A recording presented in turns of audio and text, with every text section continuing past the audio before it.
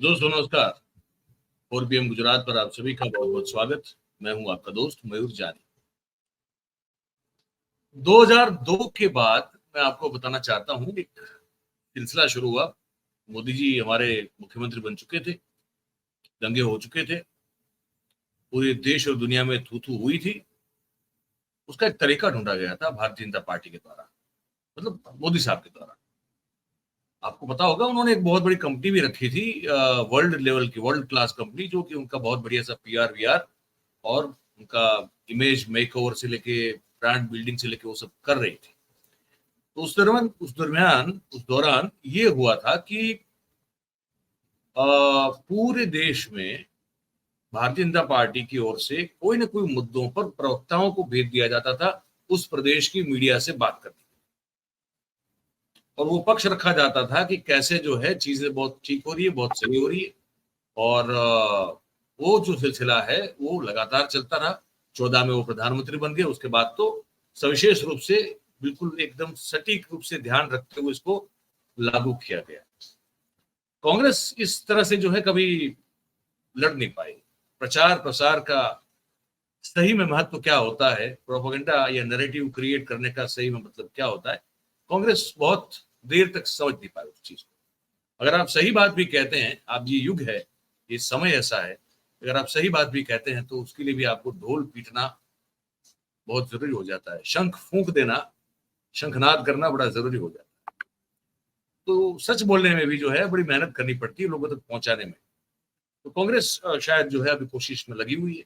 उसी तरह से अपने प्रवक्ताओं को, अपने नेताओं को भी वो भेजती हैं। न्याय यात्रा अभी चल रही है। न्याय यात्रा पर अलग से कार्यक्रम करूंगा मैं, कल समाप्त होने वाली है वो क्यों बीच तक जो है वो सफल रही, उसके बाद क्यों गड़बड़ा गई, उसके कारण जो है वो भी कांग्रेस के आंतरिक कलह ही है और कुछ नहीं।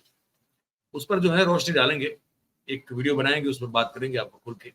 आज ये जो आज प्रेस वार्ता हुई है, मुझे वो थोड़ा आपको दिखाना है।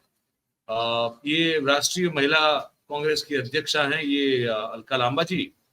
अलका लांबा जी आप सब जानते हैं कि पहले आम आदमी पार्टी में थी, उसके बाद फिर वो कांग्रेस से जुड़ी।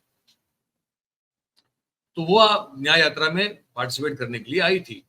तो उन्होंने कुछ मुद्दों पर गुजरात के जो मीडिया है, प्रेस है, उनसे बातचीत की। तो वो मैं आपको कुछ उसका सुनाता हूँ, आप सुनिएगा। तो ये भी सुनाना दिखाना इसलिए जरूरी है क्योंकि होता क्या है कि टेलीविजन नहीं दिखाता है। टेलीविजन एक छोटा सा 30 सेकंड का या 40 सेकंड का एक हिस्सा काट के वो दिखा देता है, क्योंकि उनकी बेचारों की तकलीफ है, उनकी रोजी रोटियां जो है बंद हो जाएगी शायद। हमारा ये मामला नहीं है, तो हम तो विपक्ष जो बोलता है वो दिखाते हैं। और गुजरात से संबंधित अगर कुछ हो और गुजरात में कुछ हो रहा हो तो ठीक ठाक अच्छी तरह से दिखाना हमारा जिम्मा भी बनता है। तो ये हम आपको दिखा रहे हैं। अलका लांबा ने प्रेस वार्ता की, थोड़ा आप इसका अंश देख लीजिए। फिर एक इसके बाद का एक और वीडियो है।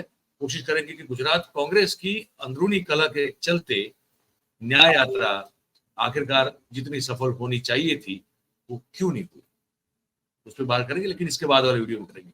ये आप सुनिए, अलका लांबा जी जो है, उनके साथ बगल में जो बैठी हैं महिला, वो गुजरात राज्य की महिला कांग्रेस की अध्यक्षा हैं, जेनी बेन ठुम्मर। वो भी एक बड़ी हाईली एजुकेटेड लर्नेड महिला हैं, और ये लोग कोशिश कर रहे हैं गुजरात में महिला कांग्रेस को फिर से जो है पुनर्जीवित करने की, उसको फिर से सशक्त करने की। देखते हैं ये अलका लांबा जी क्या कह रही हैं। आज 22 अगस्त को देश के हर राज्य, हर राजधानी, हर बड़े छोटे शहर में ईडी के दफ्तरों को घेर कर आंदोलन हो रहा है, प्रदर्शन और धरने हो रहे हैं। ईडी के दफ्तर का घेराव क्यों किया जा रहा है?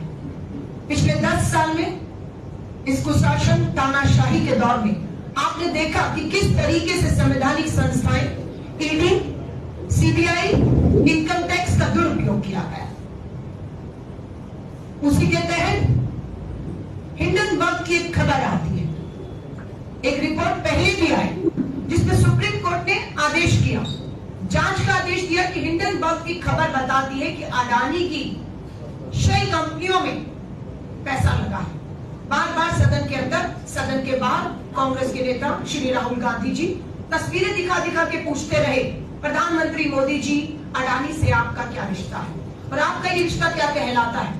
अडानी की शेल कंपनियों में लगा 20,000 करोड़ किसका है? कोई जवाब नहीं, कोई जांच नहीं। सुप्रीम कोर्ट आदेश करता है सेबी को कि सेबी इसकी जांच करे और सुप्रीम कोर्ट को सूचित करे कि इसमें हेराफेरी, कालाधन, इन सब चीज का भ्रष्टाचार है या नहीं। सेबी 18 महीने का लंबा इंतजार और जांच के नाम पर झूठ सुप्रीम कोर्ट को बोलता है। सेबी बताती है कि जांच में कुछ भी नहीं मिला 18 महीनों में। अडानी और उसकी कंपनियों में कोई काला धन शेल कंपनियां नहीं है और क्लीन चिट सेबी देता है। लेकिन फिर सुप्रीम कोर्ट सेबी पर विश्वास करता है, उसकी रिपोर्ट, उसकी जांच पर विश्वास करता है। लेकिन फिर हिंडनबर्ग की एक और रिपोर्ट आ जाती है, उसमें ये साफ पता लगता है कि सेबी के चेयरमैन माधवीपुरी जो है, बुच जो चेयरमैन है, वो खुद अडानी की कंपनियों में डायरेक्टर रही, उनका पैसा लगा हुआ था और उन्होंने ये बात सुप्रीम कोर्ट से छुपाई कि कॉन्फ्लिक्ट ऑफ इंटरेस्ट बनता था।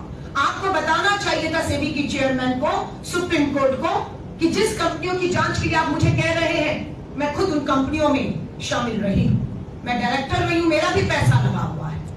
लेकिन जब सेबी की चेयरमैन वो बनाई गई, तब उन्होंने अपना डायरेक्टर, अपना निवेश, अपने फंड अपने पति के नाम पर ट्रांसफर कर दिया। और आज ये सच्चाई है या नहीं, देश जानना चाहता है कि सेबी के चेयरमैन जिन कंपनियों में डायरेक्टर और निवेश थी, आज उन्हीं के पति उस कंपनियों में निवेश कर रहे हैं, जुड़े हुए हैं, और उसी की जांच सेबी के चेयरमैन माधवीपुरी बुच कर रही थी। अभी तक ये होता रहा है कि सेबी के चेयरमैन पूर्व प्रशासनिक बड़े अधिकारी ही बने। आज तक इतिहास में ऐसा नहीं हुआ कि किसी को भी उठाकर बना दिया गया। आईएएस ऑफिसर, प्रशासनिक अनुभवी बड़े अधिकारियों को सेबी का चेयरमैन, ये पहली बार हुआ है कि गैर प्रशासनिक बैकग्राउंड की किसी शख्स को सीधा सेबी का चेयरमैन बना दिया गया।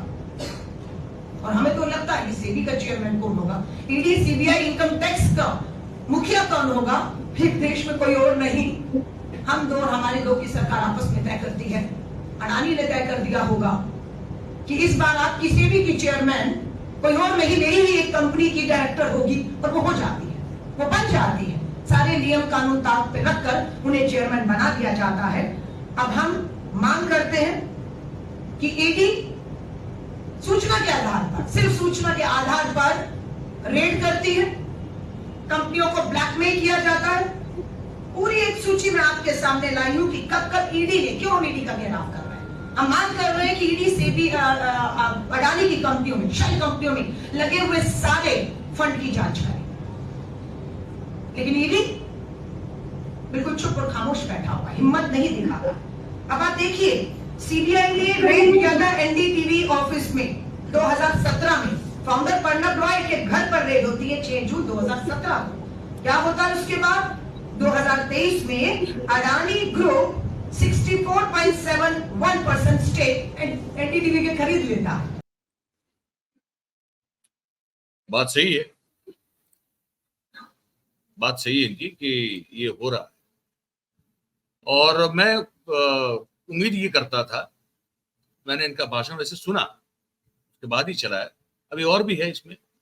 और इस पूरी बातचीत में मुझे अगर ये सुनने को कहीं मिलता कि गुजरात में महिला कांग्रेस जो बनी है, उसकी जो विंग है, उसको और सशक्त और मजबूत करने के लिए और महिलाओं को जोड़ने के लिए ये जो राष्ट्रीय अध्यक्षा हैं अलका लांबा जी, उनके द्वारा क्या कोई रोड मैप है, कोई ब्लूप्रिंट बनाई है, कोई नक्शा है जिसके ऊपर वो प्रदेश संगठन को गाइड कर सकते हैं, या तो उनको कोई सलाह सूचना दे सकते हैं ताकि संगठन जो है वो मजबूत हो। पर ये सब बातें वो नहीं कर पाई। आक्षेप जो, आरोप या जो तथ्य जो भी उन्होंने कहा, वो बात उस पर दम है, उसमें कोई दो राय नहीं है। ये पता है, मैं ये वीडियो भी दिखा है। एक कारण तो ये कि ये चैनलों पे तो चलेगा नहीं, ये तो जगह, विपक्ष को जगह देना भी बहुत जरूरी होता है, ये हमारा कर्तव्य है, तो हम वो करते रहते हैं। और दूसरी बात, हमने आपको ये इसलिए वीडियो आपको दिखाया कि आप देख पाए, सुन पाए कि महिला कांग्रेस की राष्ट्रीय अध्यक्षा हैं ये। इनका फोकस जो है वो एक्चुअली अपनी विंग को पूरे देश में सशक्त और मजबूत करने को लेकर होना चाहिए, लेकिन वो पूरे पूरे भाषण में, इसके आगे भी जो अंश है उसके बचे थे, उसमें भी कहीं है नहीं वो। और यही एक जो है वो सबसे बड़ी कमजोरी हमको लगता है कि कांग्रेस पार्टी के हर एक के जो कमांडो होते हैं, सब कमांडर होते हैं, सब में ही सबको जो है अपने आप को राष्ट्रीय नेता के तौर पर जो है वो साबित करना होता है। सबको लगता है कि ये करेंगे तो हम लोगों की नजरों में आएंगे, हम सरकार पर हमला बोल देंगे। अच्छी बात है, बोलिए, जरूरी है बोलना भी, लेकिन साथ साथ आपका जो मुख्य जिम्मा है उस पर आप क्या कर रहे हैं तो भी बात करना बहुत जरूरी होता है, जो नहीं हो रहा है, जो कि वास्तविकता है। तो ये बताना था आपको, हमको इस वीडियो में, इस कार्यक्रम में हमने बता दिया। आपकी बारी है, आपको जो मन में विचार आते हो हमको लिख के बताइएगा इस विषय को लेकर। और अगर आपको ये वीडियो अच्छा लगा हो, खबर अच्छी लगी हो, तो फिर आप इसको लाइक करें, इसकी लिंक जो है उसको आप हो सके उतना शेयर करें, और हमारा जो चैनल है 4PM गुजरात, उसे आप सब्सक्राइब करें और अपने आसपास के लोगों से करवाएं। बहुत बहुत धन्यवाद करेंगे आप सभी का हमारे साथ इस कार्यक्रम में जुड़ने के लिए। ऐसे ही जुड़ते रहिए। Thank you very much. नमस्कार।